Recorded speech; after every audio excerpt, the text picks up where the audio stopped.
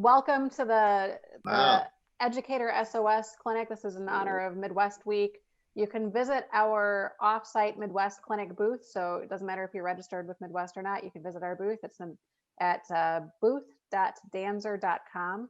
Danzer is the North American importer for both Van Doren Reeds and Denis Wick products. My name is Mary Galimi. I handle all things Denis Wick for the United States. You can also connect with us on the Denis Wick app. There is actually a brand new section called Educator Resources that's specifically for band directors. It hosts our three books ebook series on retaining your students through choosing the right products. There's a lot of frustration involved with kids when they're playing on the wrong product, and so it's an interesting read. You can watch it, you can read it, you can download it, whatever you want, but that's all in the Denis Wick app. And Midwest Clinic booth has links to all of our future live clinics that are happening and any other events. So hope to see you there. And for now, on with the show. I think a general sentiment among band directors that I've been running into is, these Mayday SOS calls, especially over the summer. I did a series. I run a Denis Wick podcast, which we've taken a little bit of a break on new podcasts over the past month or so. But the summer we had podcasts running the whole summer on COVID-19. I think it was called Quarantined But Not Forgotten. And these are predominantly interviews with band directors from across the United States who were dealing with going virtual for the first time, looking forward to what was going to happen when they went back to school, if they went back to school. It was just question marks all over the place. And so I really wanted to have this talk during Midwest Week to kind of go over some of those things and talk about, now that we've been past, most of us have had to do virtual, most of us have had to do in school, and we've had to answer a lot of questions that we weren't prepared to answer. What does everything look like right now? So, and how are we getting through this? And what are some problem-solving solutions to some of the issues that have cropped up over the past few months? So, Travis, let's start with you. I wanted to kind of start off with where we're at right now. A bunch of us. Oh, great. I get to go first. Yeah. Well, you've got the nicest background. Right. So you have the interesting standpoint where you're performing and live musician yourself, a live performing musician and band director. Your wife is a musician, but she also has a science background. She's got a couple degrees in science, and she's avidly researching. So she's been like at the front end of keeping up with what's happening with COVID-19. So, and how to stay safe and the science behind it. So I know through my conversations with you and our interview on the podcast, if any of you want to go listen to it, you had kind of a step ahead plan, or you had a clear plan on how to keep your kids safe in the band rooms when you went back. So can you tell us a little bit about that? Yeah, if we get into everything, that'll take this whole podcast. I'll try to be brief. First of all, Mary, thank you for having me on this distinguished panel. Wow, it's an honor just to be a Denis Wick artist in the first place, but to be represented here and in Midwest, man, it's just an amazing opportunity. It's an honor for me. Before we get going, I want to thank my wife, Maria, because like you said, she has been a driving force between COVID and the safety in my band hall, because anything I don't know how to do, she is constantly up on everything. And so we'll get into that. I also want to thank Dr. Buddy Dunworth, who gave me a half day off so I could actually be on this and dedicate this. Thank you, Dr. Dunworth. I hope he's on here. First of all, I've got my notes here. As any band director, you know I'm going to be prepared. This has given me a really in-depth, wide range of safety protocols to work with, the knowledge that Maria gave me, plus our administrators at the district level, Dr. Jackie DeMontmelin and Eddie Russell. Eddie Russell is a band director. Dr. DeMontmelin is in theater. Those are their backgrounds. They have been extremely proactive in getting everyone across the district everything that we need to keep ourselves and the students safe. Every band student in the district has what we call a band mask. It's a cloth mask with a Velcro strip in the middle for the mouthpiece to slip out of. It's not 100%, it's not an N95, but it's something. They provided us with the PPEs. They provided us with wipes.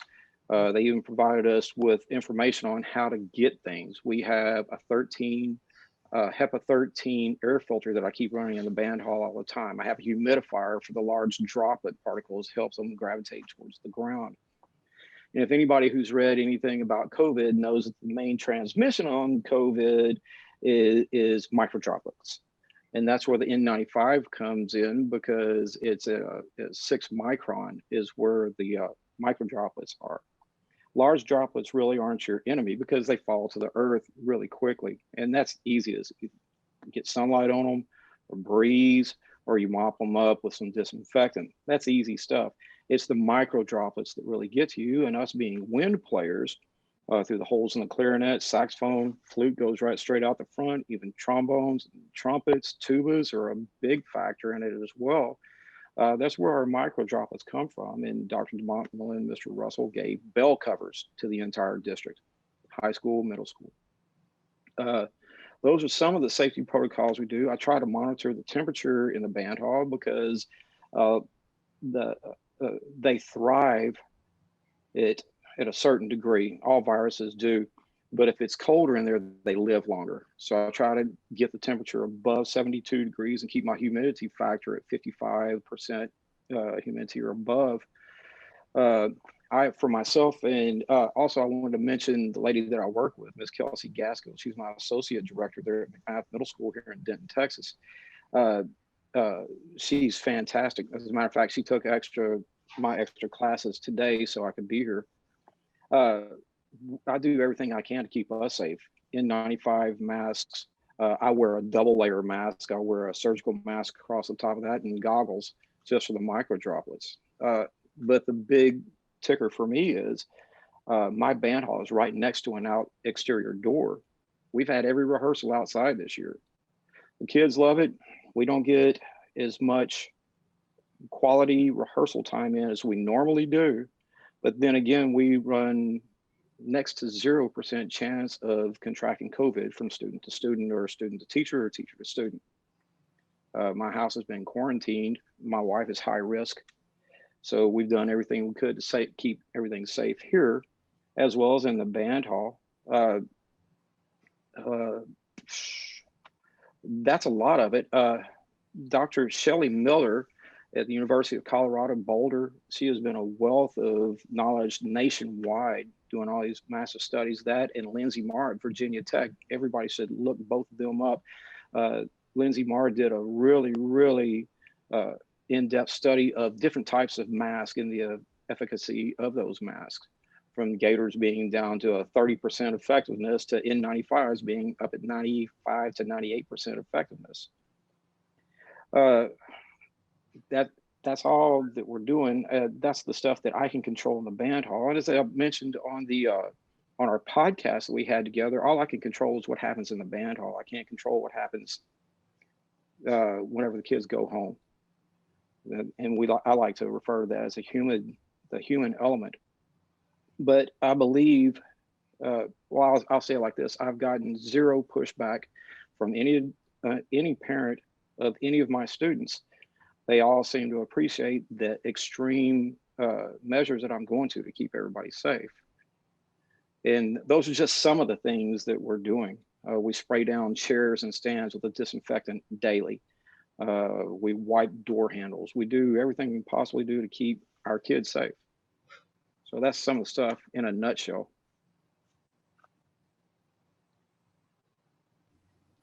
Hello? Myself. Yep, I'm here. Oh, yeah, sorry. Sorry. I was gonna say, I thought I folded. No, you're good.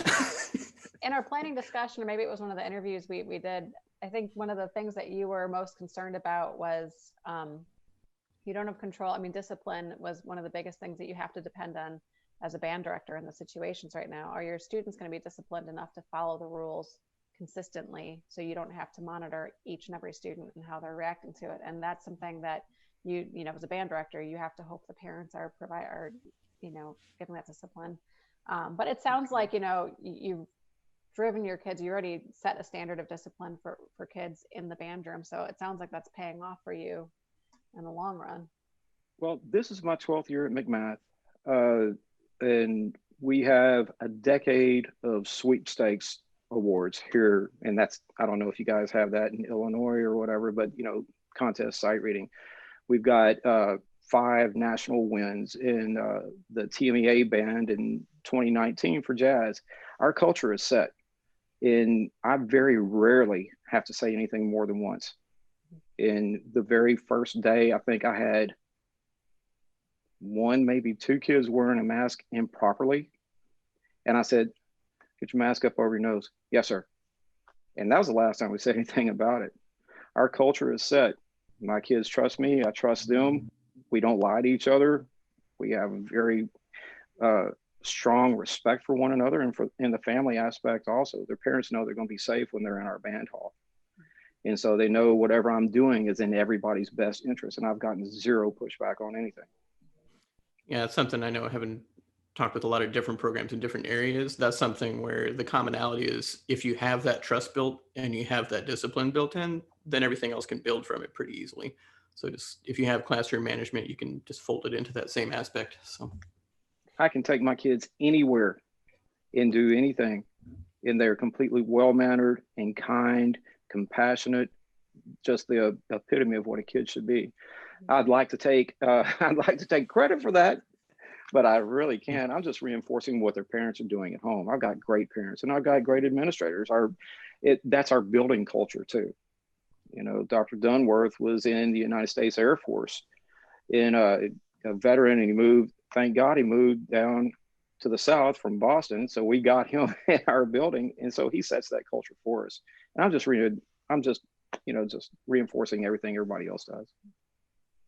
And Tom and Ryan, I know you guys both do clinics at a variety of schools also. And introduce yourselves, because I didn't introduce you in the beginning also. So before you start talking, but have you seen similar actions being taken in the groups or the band programs that you've been a part of, for clinicians or Zoom meetings or anything? Tom, you want to go first?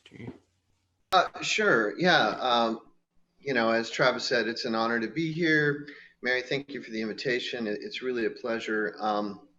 For the folks listening in, my name is Dr. Thomas Boo. I conduct the Wind Symphony and the marching band at Northern Illinois University, about an hour outside of Chicago. I'm one of you. I taught high school band for 7 years back in the 90s at Westwood High School in Mesa, Arizona. Had a very relaxing time as a high school band director and finishing a doctorate at Arizona State. Anyway, I've been a band director for 29 years, and we're just here to help. We're just here to give back. Anything we can do to help you guys or encourage you guys, that's the whole point. Mary, to your question, in a normal year, I would do 20, 25 high school clinics, honor bands, workshops, guest conductor things. Obviously, over the last, 9 months, that's been none of that. But I have done some Zoom clinics, and I have done some leadership training, and I have done some just, like Travis was saying, I'm trying to keep the culture alive, trying to help my colleagues, my friends, our alumni, as they work with their band, trying to keep the culture alive. And so talking to kids about, these very things. What does it look like to honor your community by wearing the mask, following the rules, doing this, doing that? How can we stay connected even though we're, physically apart, that sort of thing. So at least in Illinois, again, I'm western suburbs of Chicago. And so a lot of the bands I work with are, kind of that side of the city. Most of my colleagues are virtual, so my interactions with their bands have been largely online. And, we keep talking about, maybe 3 months from now or 6 months from now, we can have you out and, make my appearance part of the celebration of getting back together. So, hoping for the best on that. Ryan, back to you, man. Oh, yeah. All right. Cool. Yeah.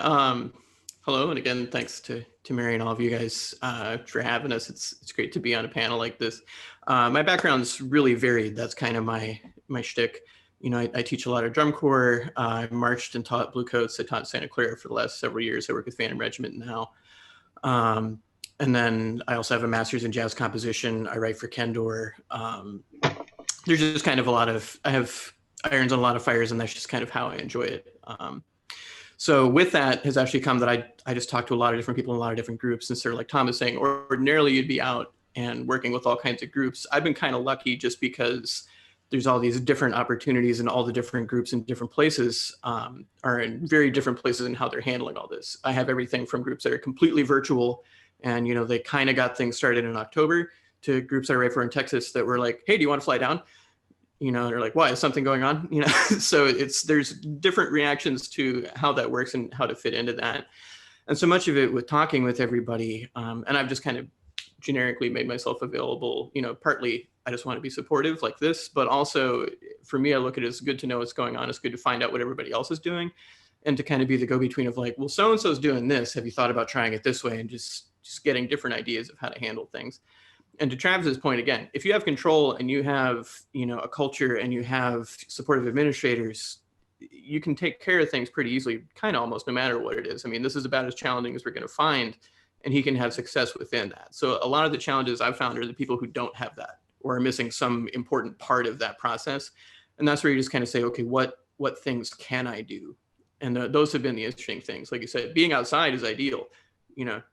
Chicago, we could be outside for, I don't know, the first month, and then now that's kind of probably not the way to go now. So what do we do, or how do we handle things if it is virtual? Because all of those are different things and different tools to address the same problem. And it's just kind of become the art of the possible is the way I'd look at it. Say, well, what can we do and what can we get done that is positive? And the more you look at it that way, it's, if nothing else, it's a little less maddening than just going, well, I can't do anything. If you pick something and do it, I just feel better about it at the end of the day, if nothing else. So one of the things that Travis brought up was the culture that he's got the culture already built in. And I'm guessing we've all seen band programs, where we've been there for a day for a clinic or something, where you can tell kind of immediately there's a culture there or there's not a culture there. And I think Immediately. Maybe COVID-19 is showing a lot of band directors, I thought I had a culture here. But you're seeing the cracking points. For in the three of your opinions, what are the foundation blocks of a good culture? What builds a great culture in your band program? I mean, it's a great asset if you have the backing of all parents. But I know from my interviews with the band directors of the summer, one of the biggest things that was coming up repeatedly was, well, we didn't have a lot of parental support to begin with, and now it's even worse. So what are some foundational things that you think are really important for building that culture or strengthening that culture in your program? I mean, I'll say this with the caveat that I'm the one that's not a band director, but for me, it's communication. And so much of that is, like I see that people who communicate with their kids, communicate with their parents, communicate with their administrators. If those communications are strong, the rest of it takes care of itself, because people can figure out how to get on the same page or get in a situation where it's going to be better for them. For me, again, with drum corps, so much of it is I communicate with players, I communicate with the auditionees, I communicate with their parents, I communicate with the other staff. You have to know what's going on and talk to each other. And also just teaching how to build that communication. One of the things that's kind of set us up for this is, again, drum corps, we always would do some virtual rehearsal anyway. We see each other once a month until the summer, so it's like, how do we use all that time? That's where communication got so important. I think that's probably what gave me that perspective. But for me, it's like that's been the commonality. Like every really good one, there's different kinds of cultures or different kinds of foundations, but the people who do communicate about what that means, I've seen have the most success. So.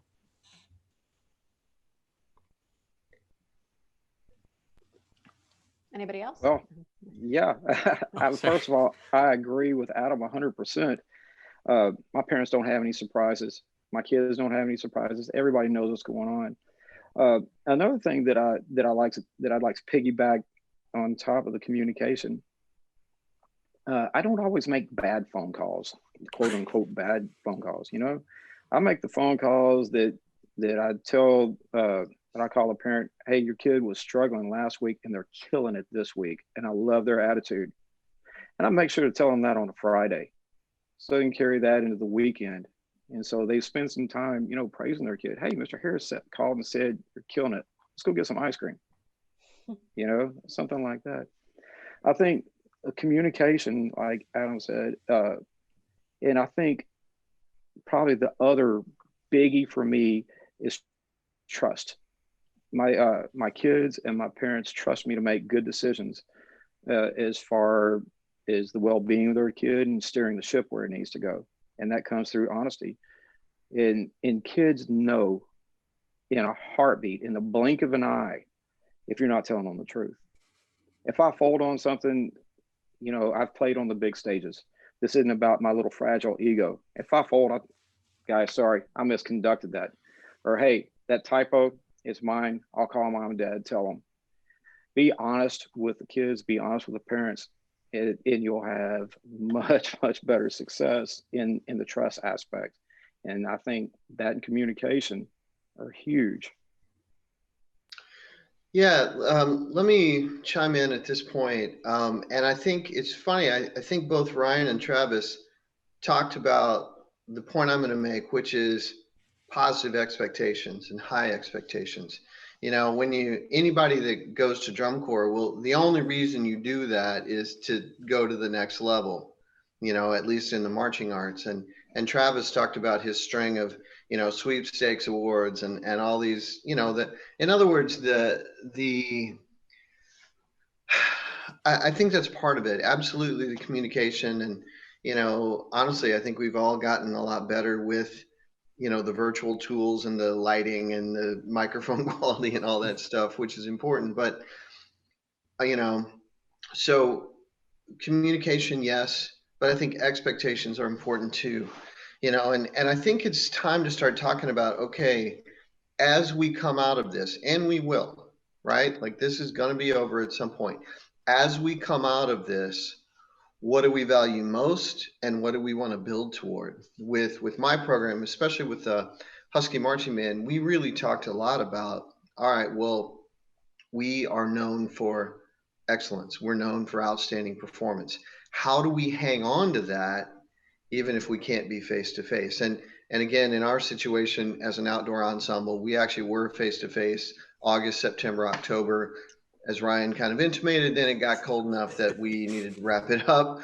But you know, man, we finished our admittedly shortened season more committed than ever to great playing, great attendance, and great connections with each other. And I guess that's maybe the twin points I'd like to make is, first, expectations that, you know, if prior to COVID, your program was known for consistent high expectations, you know, it's probably continuing. If it wasn't, that's something to start building toward. And what does that look like? And for us, the other big thing that I was so proud of my leadership team, like, all we talked about during the summer was, how do we keep connections with our members, you know, which come from every major on campus, like in a high school setting, you know, or middle school setting, at least, you know, the kids probably grew up together, the majority of them. In a drum corps setting, you know, man, relationships are cemented from, you know, 1,000 hours of rehearsal, you know, spread out over 3 months in the summer. But for the college band, many of those kids have never met. They're coming to our campus from 25 different states. You know, it's a very different thing. So for us, the connection aspect, how do we just get to know each other as human beings, whether that's, you know, I mean, Zoom calls are great, but I had my leadership team like literally pick up the phone, which is a strange thing for, you know, the 14 to 20-year-old crowd. They use their phone to text and all manner of social media, but they don't actually call people. Well, my students were pleasantly surprised that talking to people on the phone can be nice, and it's in some ways more interactive. Like, this was a revelation to them. They were kind of pleasantly surprised with that. And anyway, I can talk more about that later when we talk about the retention piece. But man, keeping those connections with the students, and again, as a high school director or middle school director, the parents as well, that's just critical anytime, but especially now without those shared experiences. Yeah, I'll wrap it up with that. Yeah, there's a lot of commonality in what we're saying too, because even Travis is saying, like, don't just say the bad phone call. And Tom, I know you can talk about this, especially on tour. Like, I probably get more mileage out of, hey, how are you, than I do out of, hey, you missed that note. Right. Oh, yes. Yeah. So yeah. The kindness, the compassion. And I really like what what Tom said a second ago about the connections, but you also mentioned another really, really good word that I live and die by, and that's relationships. Yeah. If you have a solid relationship with your ensemble, with your band hall, and their families and everybody around you, it's completely limitless what you can do. You know, you set the expectations, the students set the limits. And once you have that relationship that you're talking about and the communication that that you were talking about, it's limitless what you can accomplish. And I also liked what you said about what do we value when we come out of this. I love that. Beautiful words. Everybody, Tom was a man. I might send my kid to Write you. it down. Yeah. Right. Hey, Mary, do we have any questions from the folks in attendance? No, we've had some correspondence back and forth. Yeah, it's been great to see the chat coming up. Yeah. So please continue chatting. One of the comments which I really enjoyed was they were quoting, "You can fool a fool, but you can't kid a kid, and honesty is best." Yes. It's true. Kids know right away what's happening. My 3-year-old son knows immediately if I'm upset.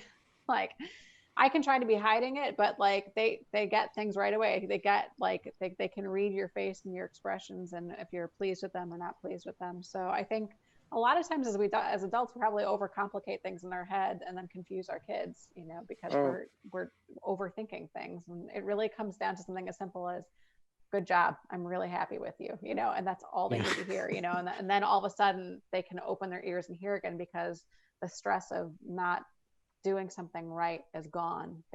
You're pleased with them and they've heard that, you know. That's understandable to every single student. You know, Mary, you just hit something that I'd completely forgotten about. I've had to relearn how to teach some stuff. I mean, think about you as a conductor, you as a teacher, how many nonverbal cues you give, and then put a mask on your face and try to do it again. Yep. Conduct something in a mirror with a mask and see how that works. You know, because so many times you might look at the trumpet section who played a B instead of a B flat. And usually that kid that play it, look at you, give you the eyebrows, "I got it." Well, that's all gone now. Right. So we're relearning how to teach with all these things that we've got. And it's been a big education for me to be a better teacher. So that's one good positive aspect. Thank you, Tom, for making me, or was that Ryan? Or maybe both of you talking about positivity.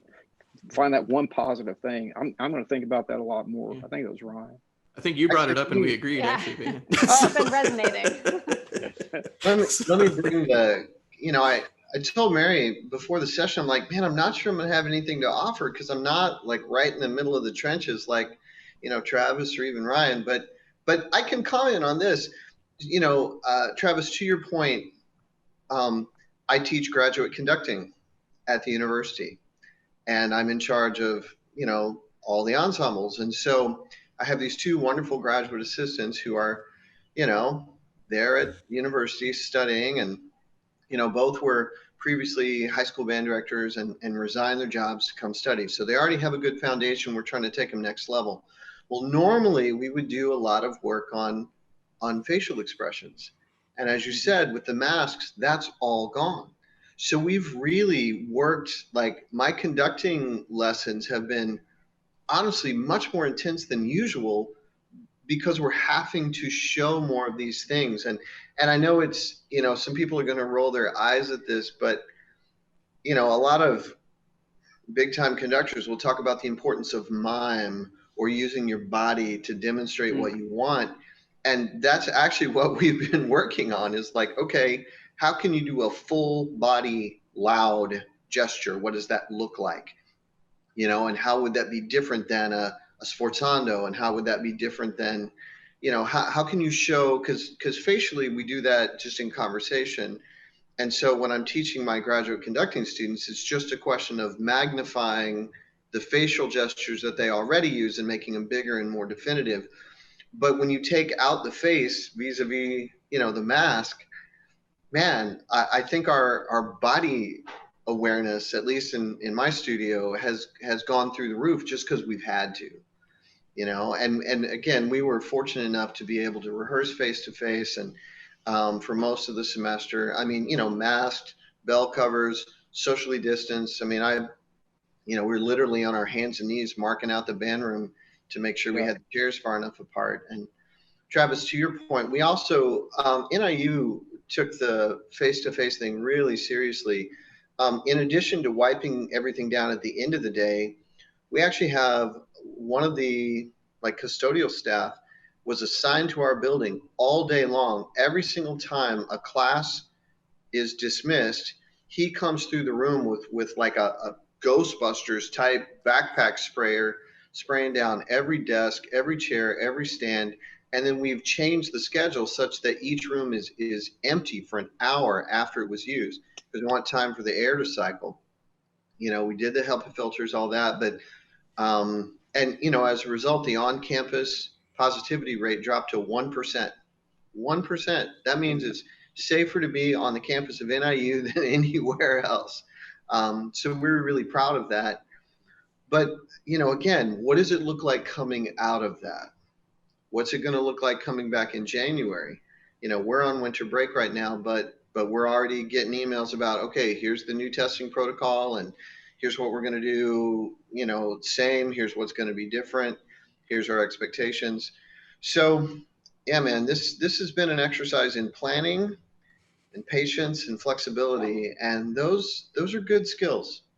Nobody's going to look back fondly on 2020, but I think in hindsight, we're going to go, you know what, I got better at this or that, or wow, I got some perspective on this or that or the other thing, and that's got to be good.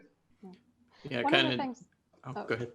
Well, I was going to focus this on you anyway, Ryan. One of the things, drum corps come up quite a bit, and one of the things we might look fondly on is that it kind of forced all of us to jump in and start learning some of the technology that's out there to help better the lives of ourselves and our students. And also it's taught our students a whole new set of skills too. And I know technology for a lot of us, including myself, in terms of how to go virtual with a band program has been difficult. And one of the things that Ryan brought up earlier was that they've been having to do this for years with DCI or with drum corps already, because you guys aren't all in the same place at the same time. So you really depend on doing things virtually. So I wanted to kind of turn things over to you as we're halfway through our discussion.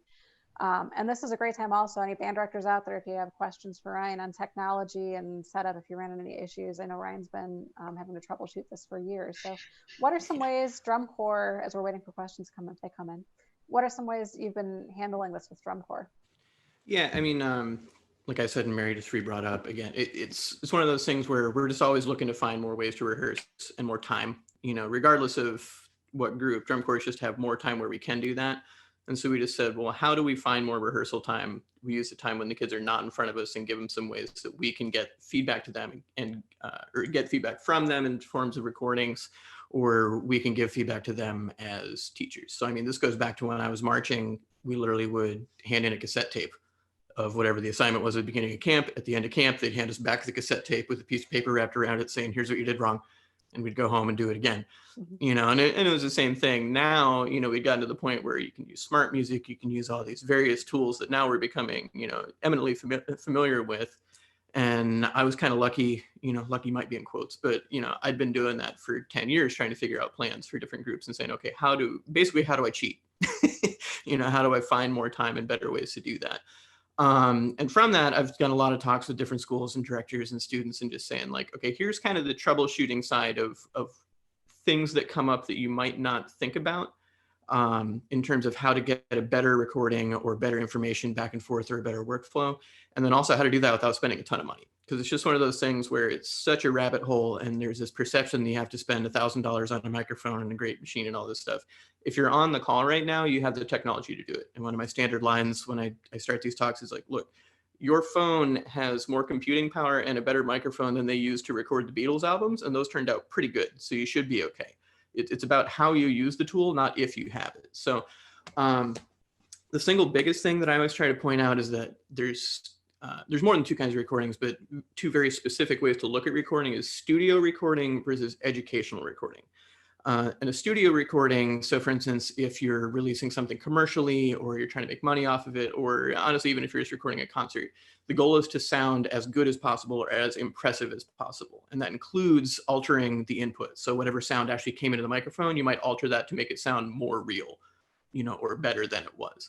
But in an educational setting, when you're trying to use it for lessons or as practice tools or to evaluate students, the goal is to sound as accurate as possible, not necessarily as good as possible. You just want to have the information you need from the student so that you can give the correct information back. And so for me, kind of the analogy is I'm like, it's the equivalent of Instagram and glamour shots for a picture versus medical imagery. Those are drastically different ways to look at pictures, but that's the important, the goal is different, therefore the way they approach it is different. So recognizing when you're doing an education recording, really what you just want to know is, okay, how does the student sound? What sound are they making and what do I need to address? And so you come up with some pretty common issues with that. And so some super inexpensive ways to address common issues. Let's say that we're on this call right now and we had different people playing, and I'm a trumpet player, so just speak slowly if you have questions. But let's say I needed to play to demonstrate something. Well, if I played, then my microphone would clip because I talk quieter than I play the trumpet, traditionally speaking. So therefore, how do I avoid that? A super simple way, if I don't need to worry about, oh, I'm not demonstrating tone, I'm just demonstrating here's a lick as a jazz player, for instance, just put in a practice mute. Denis Wick makes a fine one. You can get it in the app. I worked in 2 of them, Mary. But yeah, if you throw in a practice mute, then it basically takes your volume to about the same way you were talking. Anybody who's listening in can hear what you're playing. You get the point across. You don't have to change mediums. You don't have to do anything else. It's done. So find simple solutions like that. Another thing is choose your space wisely. So for instance, you can see all of us on this call, we said, okay, where am I? Am I centered? Those are visual cues like that. Do the same thing for your sound. Be aware of background noise. So for instance, a lot of times I'm giving this call, I'll be in my office and I'll turn on a little space heater that I have. And you don't notice it until I turn it off. But once you turn it off, you're like, oh, there was a hum going on through all of that. If you turn off things like that, or just be aware of if you have a ceiling fan. Also be aware of reflective sounds and sound absorbing surfaces. If you have a room with carpet, that's always going to be better because it'll absorb some of the sound. I'm in my living room right now, so it has, lovely hardwood floors. But the problem is that's very reflective, and so you'll even hear my voice bouncing around a little bit right now. And if I was playing, you'd catch a lot of extra reverb, which if I want that, great. If not, not so much. The same instance there is you wouldn't do a recording session in a racquetball court unless that was literally your goal. So just being aware of your space is going to help out. This is a huge one. So a lot of us, if we've been recording on phones or on computers, turn off any automated volume correction or normalization. Those are big fancy words, but basically, even if you go in Zoom right now, there'll be a checkbox where it says like, auto adjust microphone level.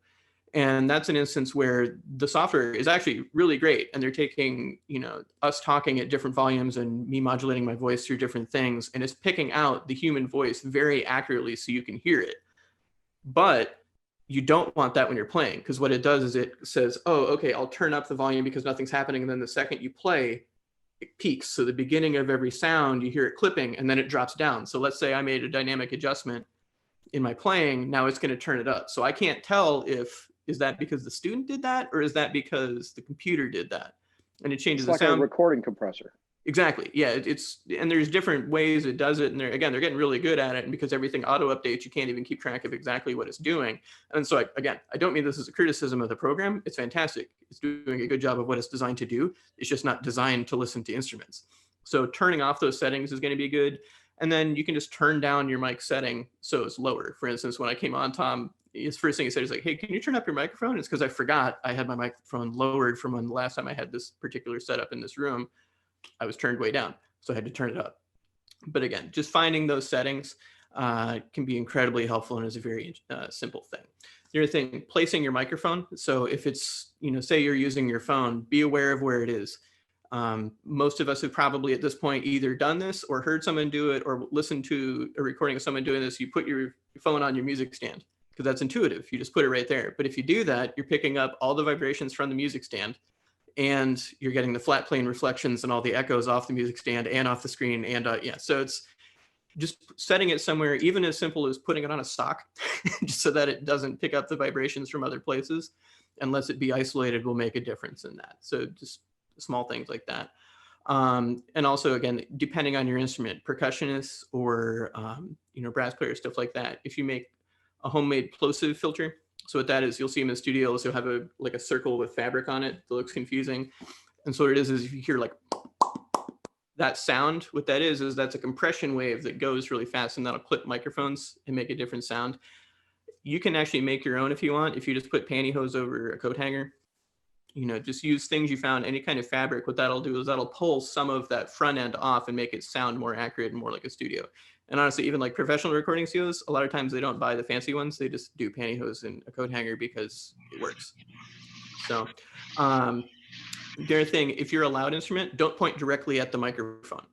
You can get as weird with that as you want, depending on the moment. So for instance, if I was in a call right now and I have my trumpet, but I don't have a practice mute. If I just turn completely away, it'll be different. But you can even hear as I turn my voice, it sounds a little bit different. So depending on what you need to hear, you can change that. And honestly, it's just good performance practice for recording. Even if I was in a studio, you'd go slightly offset.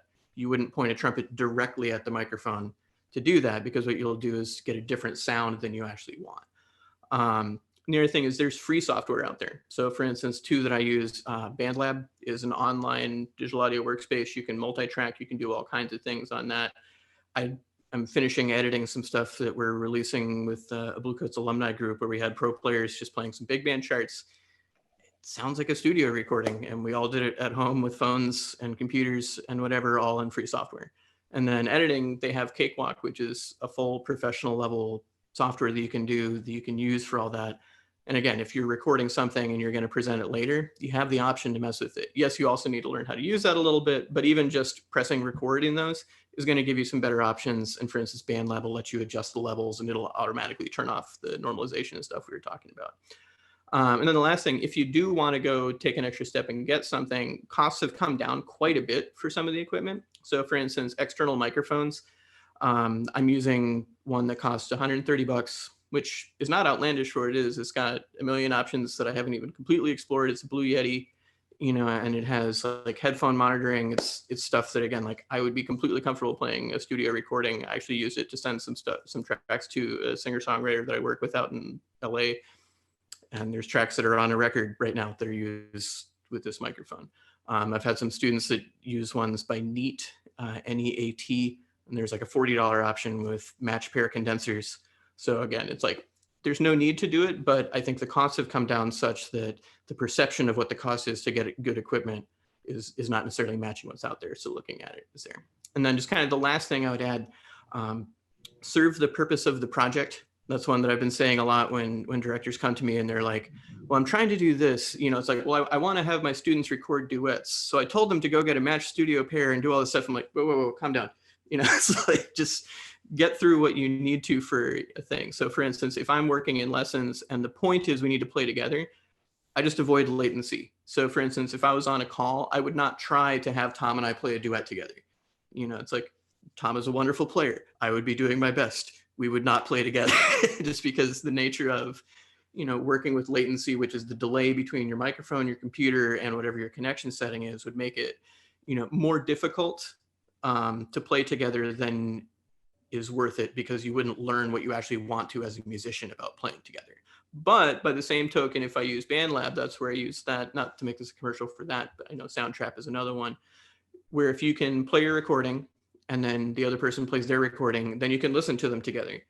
And again, it's not the same as playing together, but you do get more detailed. So there's advantages that you can take from it. You can really dig in and go, did I match here? Did I really match this note length? You can listen together in ways that you can't actually when you're playing, because you have to concentrate on playing. So just finding those different things you can do there. Another thing I'd say is pre-record anytime you can. So again, like either record yourself individually and be like, here's an example. So for instance, if I wanted to play an example for you on this, and I knew that I wanted to have an example of this is a good trumpet sound on blah, blah, blah, I would have a pre-recorded example and I would share screen, I would share audio, and I would play, and that would work always at a higher level than me trying to play on the call, no matter what. Sometimes that's not necessary. And that's where, again, a practice mute or something like that would be great. But if you need that, just think ahead, plan ahead, and have those materials ready. The other thing is isolate what you're specifically trying to address. And that's something like Tom was talking, he's like, oh, okay, well, we want to get better at conducting. We want to do it with a mask. Okay, so now we're going to do miming. and do that, because what you did is you isolated, oh, we need to get better at these skills, and now let's figure out how the best way to do it. And the interesting thing about that, let's say, God forbid, you got a mandate tomorrow that, you know, like, okay, you'll have to be virtual because, you know, this is a huge problem. Well, great. Then I know, you know, you're smart enough, you would go, okay, cool. So now what we're going to do is we're going to video ourselves doing this. And with no sound, for instance, we're going to say, what do you want me to play? So I'm going to have everybody conduct and then have the players record what they're going to play to that and give that feedback and see how that works. So is it ideal? No, but there's ways to work around it if you start addressing what you want it to be. The other thing, and this is something I've had to say a lot, and it's weird because we also talked about having really high expectations, which is very important. Don't be afraid of good enough where appropriate. And that's something we can be allergic to as educators, because you always want to hold yourself to the highest standard. You want to hold your students to the highest standard. But the simplest fix is probably the best one. So I go back to the practice meet thing, partly just so I bring it up again, but also, again, Hey, can you get those on the app? I think you can. Okay, because I have the app. You can find them on the app, and you can find a dealer on the app to purchase them from. Yeah, it's amazing. This is great. Yeah, cool. It's the Denis Wick app, right? Right. Actually, there's a practice mute right over Mary's left shoulder, and I got a mine couple on of the them. app too. Yeah, over both shoulders. Yeah, and the cup mute that's not quite attacking you this time, but yeah, again, in that instance, if what you need to do for your setting is you just need to hear that sound and put it in, do that. Of course, it's not going to show your tone quality exactly what you wanted. Of course, it's going to be slightly laggy on the computer. Of course, it's not exactly the sound you want. Does it get the point across, and does it happen fast, and then you can move on? Great. You know, do that and find those things. And same thing with your students. You don't need them to buy a recording studio. You need to get them to get you a recording that is accurate to let you know what you need to get them the information to get better. And that's simpler than we think. So I've seen a lot of really creative ways. Like I hadn't even thought about that before, but in my own teaching, yeah, it's hard to demonstrate stuff. And I didn't think I can just pre-record the demonstrations and share them with the student, because yeah, I really, one of the things that's come up in every single conversation I've had with artists about teaching virtually is, how do you approach sound? And you can't approach sound in a live setting over you can't hear each other. So you really have to depend on your students recording stuff for you and you recording stuff for your students. And then that also then brings back into play what Ryan's talking about with, how do we get them to make the best representation of their sound over recording when they haven't done anything like that before. Have you guys seen in, you know, other educator groups or anything, any other creative ideas that teachers have had? I'm going to leave this because I just saw this the other day. I thought it was really interesting, but they were using Zoom webinars and breakout groups. And so they'd start the band program, you know, with the group, and then put each student in a breakout group. So the band director could go then jump into each breakout room to like oversee their practicing. And the students were supposed to be practicing in their own breakout room. But I thought that was so creative. Have you guys heard of anything else like that teachers have been using? Actually, we did something very much like that during the fall semester. We, you know, as I mentioned, NIU was live. We were face to face, except for about a 2-week period when we were virtual. So fortunately, we already had the semester rolling. So when we went to that virtual thing, we did exactly that. You know, we would have like a full ensemble thing, and then breakout rooms by section. And, you know, to Ryan's point about just avoid the latency issue, we realized really quickly, like, all right, we can't play together in real time, but we could play one right after the other. You know, a section leader would demonstrate a phrase and then have each member of the section play it back. And so I was able to kind of bounce between the clarinet breakout room and the trumpet breakout room and the, you know, those sorts of things. We did the same thing with the drum line. Not even necessarily, I mean, we talk a lot about Zoom, but there are other platforms that do similar things. Like we did even, you know, some Google Hangouts and some Facebook Live sort of things where the staff could demonstrate and then the students could play back. It's asynchronous, but it's still happening, as Ryan said, close enough to real time that we could still teach. We could still get better. We could still maintain, you know, all the things we talked about earlier. I wanted to throw in one other thought, and Ryan, maybe you've got a solution for this, but as a tuba player, the man, and you know, again, I'm broadcasting from my basement, which is, you know, we've made it look nice and it actually sounds okay for the voice, but man, trying to play tuba with an 8-foot ceiling Yeah. forget it. Like, it's just too much bandwidth. And we did, all the adjustments you talked about, turning off the filters and blah, blah, blah. I mean, putting the microphone under a pillow. I mean, really, Yeah. like, my wife and I tried everything we could think of. And we've just kind of come to accept the fact that, okay, it's just too much bandwidth. So Yeah, so much of it is which sounds you're picking up and from which microphone. So that's kind of its own discussion, and that gets into the, not to put a point out, but like, what are we trying to do? Because if I'm just trying to get the sound out, then what I would literally do is just be like, okay, like, the under the pillow ideas there, or a mute, or put a cover over the tuba bell, because that's actually where most of the extra sounds are coming out. Because if you cover the microphone, it's getting less input. If you cover what's coming out of the bell, you're changing some of that input, and you'll still get a lot of the resonance out of the instrument from a different way. The other thing, I'm assuming you're using a concert tuba that's pointing up. So actually, your flat plane is different from most other people. You're catching most of your things off the ceiling. So even so, with the 8-foot ceiling, it's good and bad, because it's just far enough to be an echo. And so with that, it's like, what I would look at is saying, okay, and this gets into like, okay, how hoity-toity or fancy do you want to be? If it were me and I'm like, okay, I have to make this work, I would, probably go into like, 6-year-old fort building mode and just go, how do I get a pillow over the tuba without covering it? Because it's like some way to just sort of interrupt that sound. The other thing is, like, I'm assuming you probably have carpet in that room. Okay, yeah, carpet. If you have rug or even just towels will be good. The other thing we used to do in undergrad is we would just mess around with recording at home. And believe it or not, egg cartons are probably like the best home sound absorption stuff I've ever found, just because it absorbs the sound, but it also puts it out in all the different directions because it has the shape that does that. So it absorbs, but it also refracts. So, I mean, if I was going to get kind of fancy, I would probably just go to the store and get a bunch of like, be like, hey, do you have the 10 dozen eggs thing? And just give me the egg carton to it. I would staple that to cardboard and put that somewhere above, every tuba, and just see what happened. I mean, that would be my starting point. It's the same thing as putting, anechoic panels in your band room. Yeah, towels on the ground would make a surprising difference. But I would say actually floor and ceiling for you are going to be kind of a big deal, just because of the nature of the instrument and because it's going back and forth between those. So that would be my starting point of where I'd mess with it. The other thing is just turning down mic sensitivity. And doing that, if you wanted to get fancy, if you were going into BandLab or Cakewalk or something like that, or Logic, I know that comes on a lot of computers. If you run it through a compressor, that can be different. I know that we're all still talking pre-recording for that. If you're on a Zoom, it is what it is.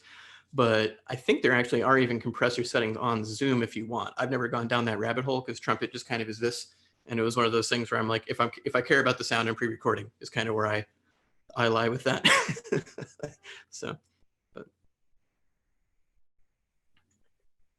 We are getting very close to the end of the hour here. And one of the things I really wanted to hit on today was retention, because it's kind of like the big unknown, the end of the world, the edge of I don't know.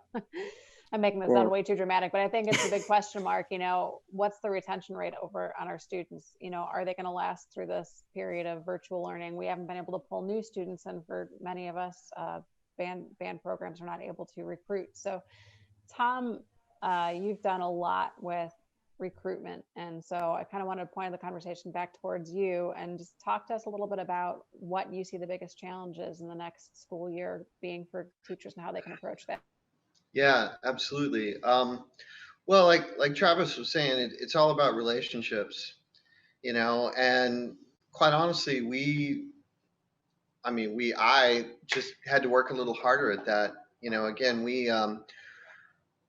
we knew, we weren't able to have band camp, which is normally when I would learn, names and faces and that sort of thing. So we started doing it, over Zoom. Like, we purposely would schedule, like, okay, trumpets are going to take, this hour-long time. And I would sit there with my roster and try and match up, names and faces and hometowns and majors and all that stuff. As a public school director, as a middle school or high school director, I think there's an element that still makes sense. But again, I think band directors, there's something in our heart and our mind that goes, okay, there's a challenge and I'm going to fix it.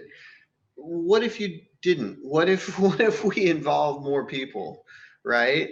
I mean, first, the connections my students, I think, most care about are connections with each other. So what we've tried to do at Northern is empower the student leaders to make those connections and to make them more richly than they maybe necessarily would in a normal situation. As I said, for the college students, the idea of calling someone on the phone is foreign. But when we asked them to do it and they actually started trying, they really enjoyed it. They're like, wow, we talked about all this stuff and one thing led to another. It was just beautiful. I'm like, yeah, who knew? Some kind of lighthearted ways. I guess what I'm saying is I think the retention piece and the recruiting piece are, it's going to be different. It's going to be different. That's all there is to it. And different is good, right? So what does it look like to build relationships with students, either continuing students or students that we hope will continue, or students we're trying to recruit? Certainly there's a place for Zoom calls and meetings and that sort of thing. Again, at Northern, we've been doing virtual School of Music recruiting nights. And we start with everybody and then we do breakout groups. Okay, band kids here, jazz kids here, choir kids here. Let's talk about, and honestly, we're not talking about anything profound. Oh, where are you from? Tell me about your program. Oh, I knew your high school director way back when. Or wow, that person's an alum. Did you know that? I mean, it's just a conversation, but it's been really, really productive. On a little bit more lighthearted note, again, the personalities of the section of my marching band kind of magnify themselves. Like, for instance, the tuba section, which is like 18 people, they were the first ones to create an online gaming platform. They were using a platform called Discord, which, I had to get educated about, but they assured me everything was fine. And again, I was a public school band director. I was a high school band director. I understand there's a little bit different level of expectation in terms of how much monitoring you like if you're teaching middle school, you keep a much closer eye on what the students are doing online than I would for college freshmen. And yet I think some of the concepts still apply. So, my students have done everything from, like I said, using Discord as an online gaming platform. And we make it optional. Like, hey, if you're, we had a breakout, we had a Zoom session for Harry Potter fans and they could talk about that. And we had a Zoom session for Star Wars fans where they could talk about that. And there was a baseball Zoom and a football Zoom. And then, there was a favorite recipe Zoom, like a surprising number of my students can actually cook. I mean, we're just, and honestly, I asked the kids for help. I'm like, okay, how do we do this? How do we build connections when we're not physically together? And they were actually really helpful about coming up with ideas and platforms. And again, they were educating me about, hey, this platform will do this. And, yes, it's legal. There's nothing bad happening. We got this. And I think it's possible. But, back to Travis's point, it's all about the relationships. It was funny. I saw an article from our head football coach who was saying the same thing. He said, because I guess yesterday was National Signing Day for college football. And, he was saying that, look, we already had started building these relationships. So when it went online, we just continued the relationship in a different way. We already have relationships with our current students, and our current students have relationships with the students we're trying to recruit, especially at a middle school or high school level. So again, I think one of the ways forward is going to be to involve and engage our current students more in recruiting the next class. We certainly are talking about that at the university, that, hey, we lost all of our major recruiting events. Now we need you guys to step up. Who do you know that would be a good fit for our band program? I think that question is still relevant for middle school or high school. Hey, who do you know from your neighborhood, from your family, from a sports team, from church, from whatever, who do you know that would be a good fit for our band program? And make sure I get in touch with them. Send me an email introducing this person, copying them so we can talk, and then just make sure you follow up. I think that's at least a good start. Yeah, I mean, so much what you brought up was saying, like, involve the students, like, that, like, only has upside. And just because, you know, it's like, first of all, you're involving them, they're building leadership skills, they're getting more comfortable doing things. It's delegating. So again, it's something that's off your plate, even though you're now in a management role of making sure it's okay. Yeah, no, that's so clutch. I mean, you know, that's what happens at Drum Corps too. It's like, hey man, bring 5 friends to camp. So. Yeah, and all the kids want to help anyway, especially if it's something they believe in, whether it's in the program or they buy into you. Yeah, hey guys, I need 3 tubas and 2 bass drums moved down the hall, and I need it done in 30 seconds. How many kids jump up and go? All of them. Yeah. You know, so yeah, that's a beautiful idea, Tom. Thank you for sharing. There's something about tuba players. The Santa Clara tuba section that has like this Minecraft room that's been going on for I don't even know how long. So yeah. Man, all the tuba players I know are just mainly interested in pizza and video games. Yeah. No, again, it's video games. Don't get me wrong. Like, yeah. Also, I found Pizza that like and I've been on a Wii Lego games kick. Like actually Mary's husband let me Wii Lego Star Wars at the beginning of quarantine. And so like I told a couple kids, I was like, yeah, I'm playing this. They're like, oh my God, you like that? And then it was like, yeah, I'm a person. You know, like who doesn't like Legos and Star Wars? Come on, man. Like, yeah. So, like, so,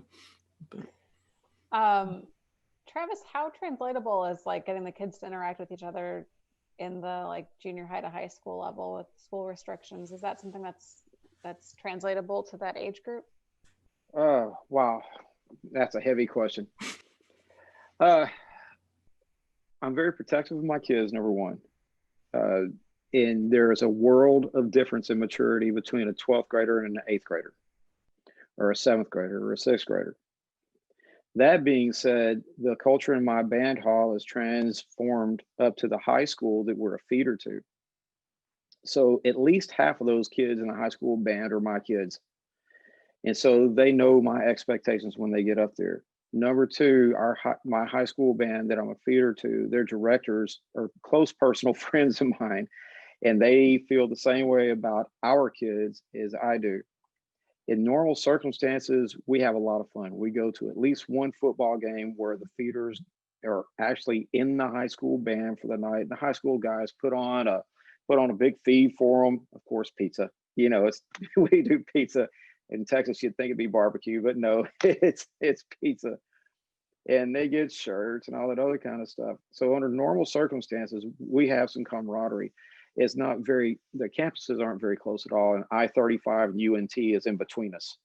So it's kind of difficult to get there, but we try to have high school students over into my band hall once a year for a quote unquote side-by-side rehearsal, so they can see their big brothers and sisters that they're going to be hanging with in high school. This year, there's been virtually none of that because of our campus restrictions. There's no back and forth between campuses. At all of my feeder schools, I usually have done something with them by this time, except for one campus. It's a saga, an ongoing saga. But even at that, I've usually visited all of them by now. They know me. They've heard kids in the band. None of that's happening. I am absolutely terrified of my numbers that have already dwindled for this year. My band has been cut in half by COVID. And for next year, I'm going to be on the phone with Tom and getting him to tell me, okay, talk slow. I'm writing this down. You know, so I really like the idea of getting the kids on board, and want to get the kids and parents on board to help us get some kids from these elementaries signed up. I think we'll be okay next year as far as our beginner class, but next year is going to be a lean year. Well, and you know, again, Mary, I know you're watching the clock, so cut me off at any point, but look, everybody, you know, my student leadership team came to me with the same concern. Doc, how are we going to get our numbers back for next year? I said, first, we might not. That's okay. Everybody understands, you know, it like, I don't think anybody missed that, hey, there was this pandemic thing and it's going to have an impact. You know, like seriously, what administrator is going to look at you and go, why is the band a little bit smaller? Are you kidding me? Come on. Right. So I'm at peace with the fact that, look, I'm going to make my absolute best effort, and then it's going to be what it's going to be. You know, I think most administrators are going to look at it that way. You know, I really do. And here's the reality. The students that I talk to, whether it's high school students on these Zoom calls or phone calls or whatever, you know, even my colleagues, like I run the Fox Valley Brass Band here in Aurora, Illinois, again, western suburbs. Every time I talk to the band, they're like, "Can we play yet? Can we get back together? Is it safe to rehearse? We want to rehearse." I mean, people are itching to play. People are begging for any kind of connection. You know, what if our recruiting is like easier than ever? Well, what if people are so eager to reconnect with other human beings, whether it's on a softball team or in the band or in the choir or in the orchestra? I mean, there's a possibility that our numbers are going to go up by next year because kids will be saying, "Wow, I want to get involved. Wow, I need to get involved. Wow, I miss getting involved." I've been having that conversation with the college band that, like, look, how many of you at least once or twice in the past have taken this for granted? The opportunity to get together and make music with other human beings. How many times has that been an inconvenience as opposed to a privilege? And, you know, every hand in the room goes up, including mine. You know, there's times that we forgot that this is really cool and this is really special. And wow, we get to rehearse. We get to make music together. I'm going to ride that line for the next 5 years.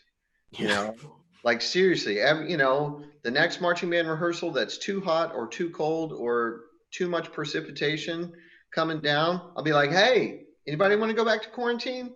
All right, let's get to work. Aren't you glad to be here together? Wow, thank goodness that we can make music together. And yes, it's hot, it's cold, it's whatever, but we're together. Let's go." I think that's going to work at least for a while. Oh, for sure. Well, and it's I had this conversation with somebody recently about that, and it was more related to drum corps. Like, what are we going to do? What's going to come back? Like, what's going to be different? Right. That's different is okay. You know, like I remember I moved to Chicago and started my master's right when the jobbing scene dropped because it was like 2007 into 8. So the economy fell out. There was no jobbing, and a bunch of guys that like used to make a lot of money playing just couldn't. And partly I was like, I didn't know any different. I just got here. But I remember talking to guys, and it was one of the ones that stuck with me. It's like, well, if we're not going to make money, we may as well make art. And it was like, not that it exactly fits here, but the idea of like, well, let's just go do something.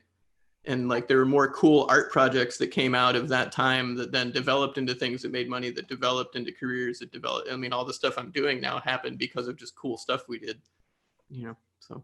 I believe that's the mantra of brass bands, isn't it, Tom? Right.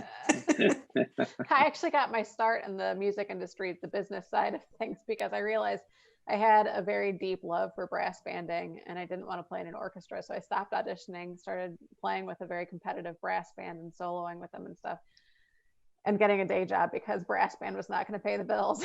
Yeah, go on, like, yeah. Absolutely. Yeah, that's been my standard joke, like the lucrative world of avant-garde jazz composition and mellophone instruction. Yeah. Yeah. So, like, Whoa. Welcome to food stamps. right, yeah, exactly, yeah. But We 2 had a- sets of food stamps. Like, yeah. We had a question that Government came in- cheese. Yeah.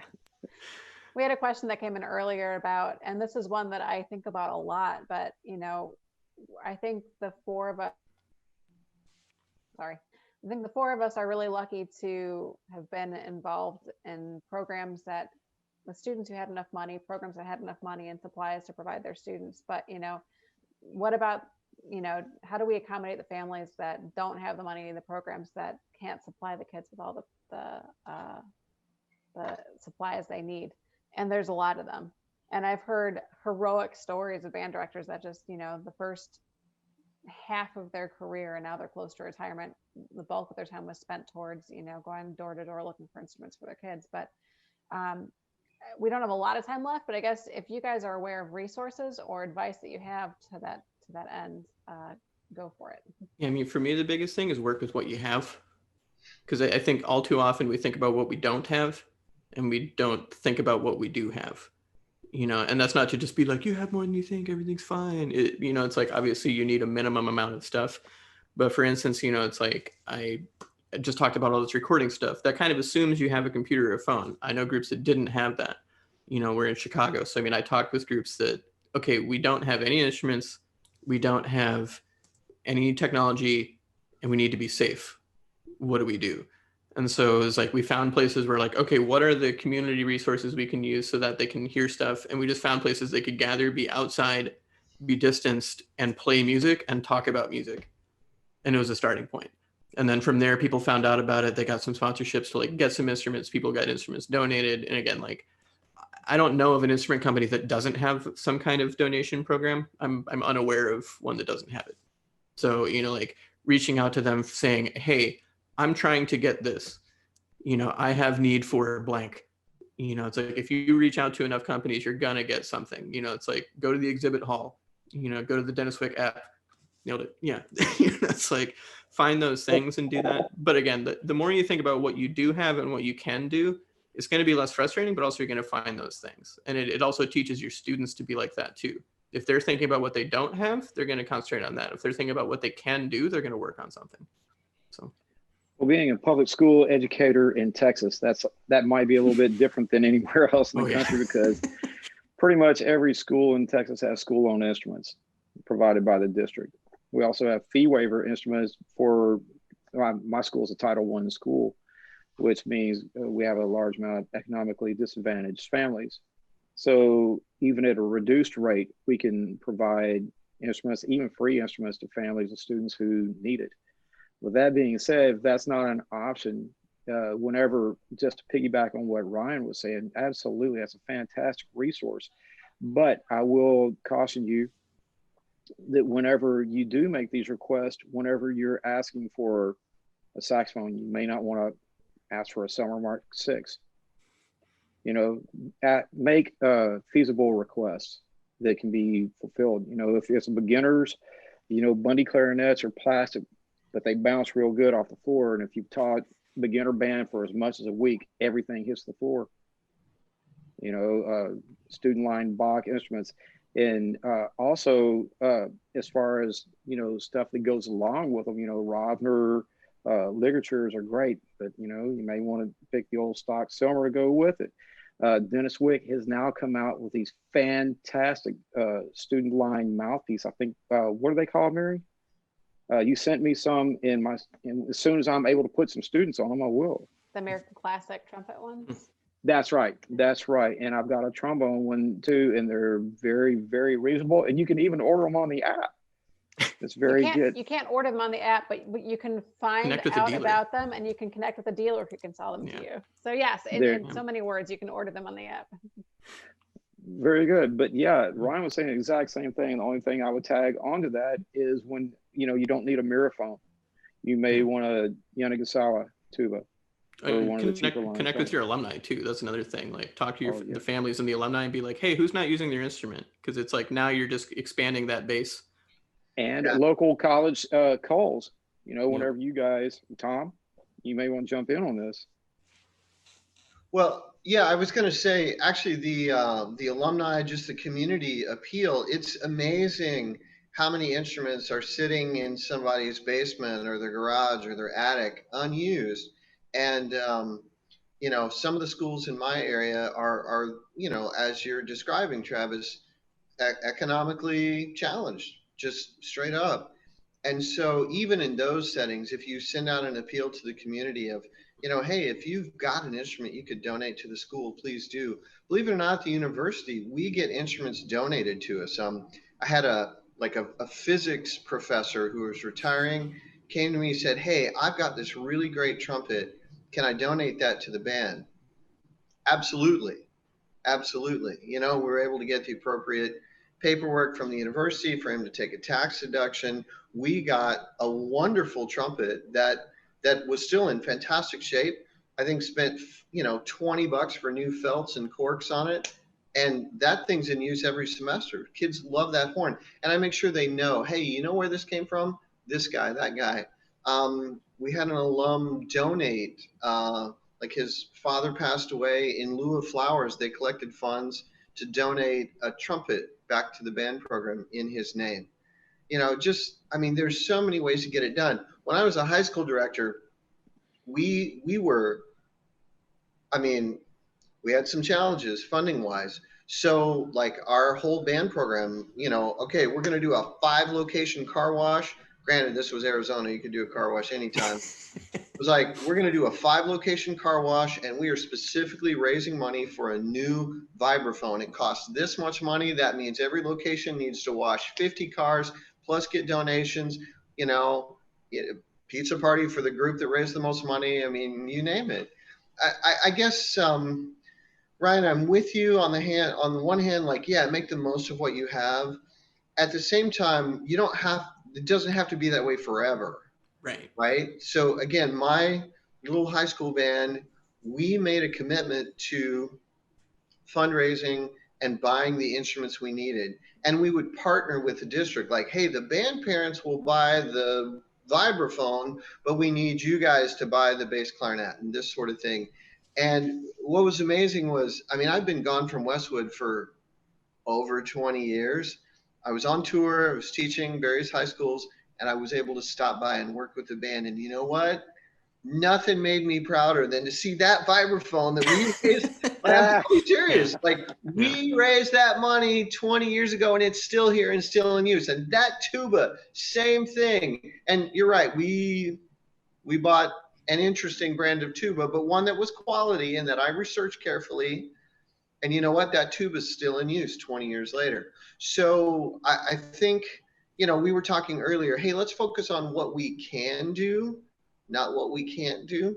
I think that applies to the recruiting angle. I'm a lot more concerned with the students I have than the ones I don't, right? I'm going to focus on the students that are here, and I'm going to invite those students to help me find more. But honestly, you know, again, our football coach is an interesting guy. He said, you know, you recruit your own problems.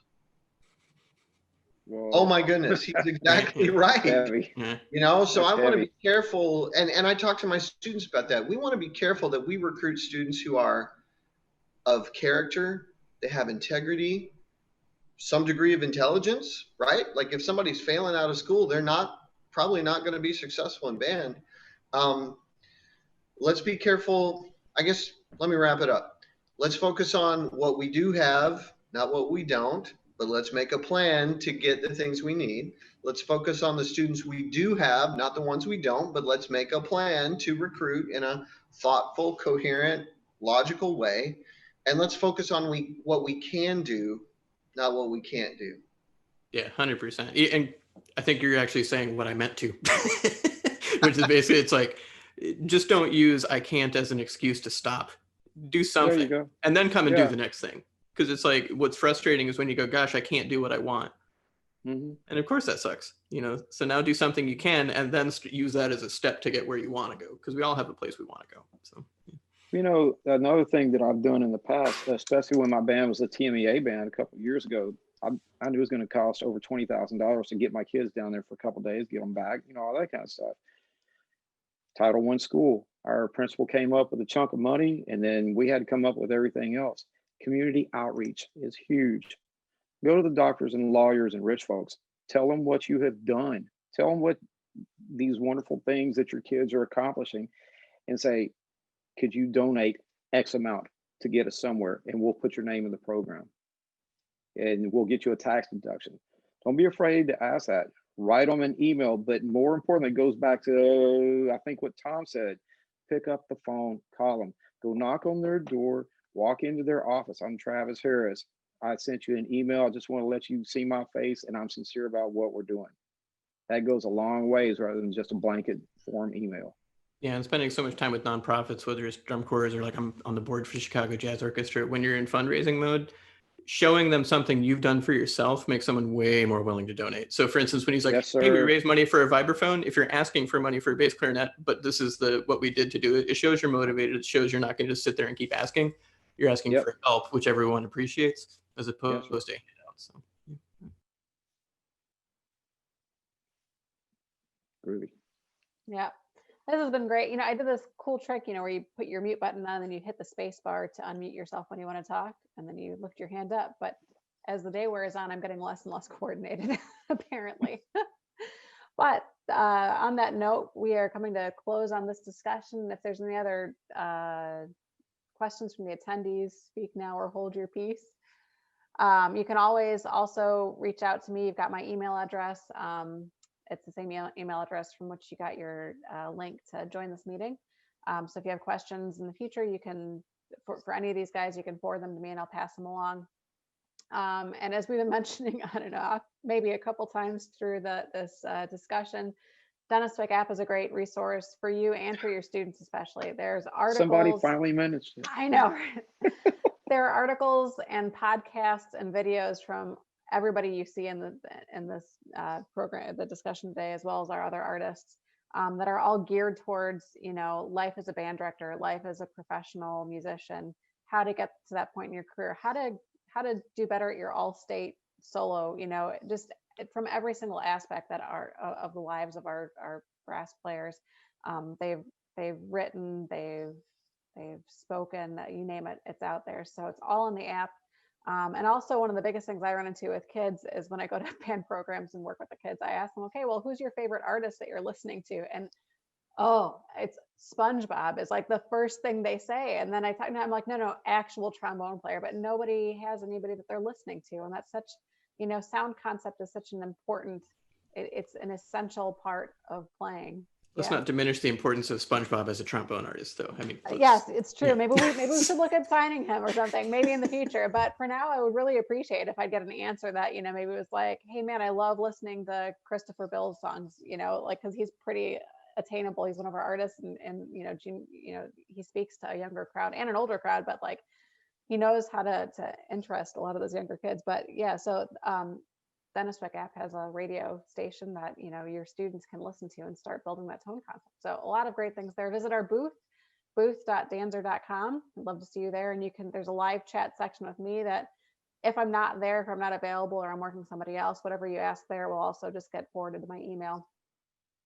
And I think that's all I got. Anything left from you guys?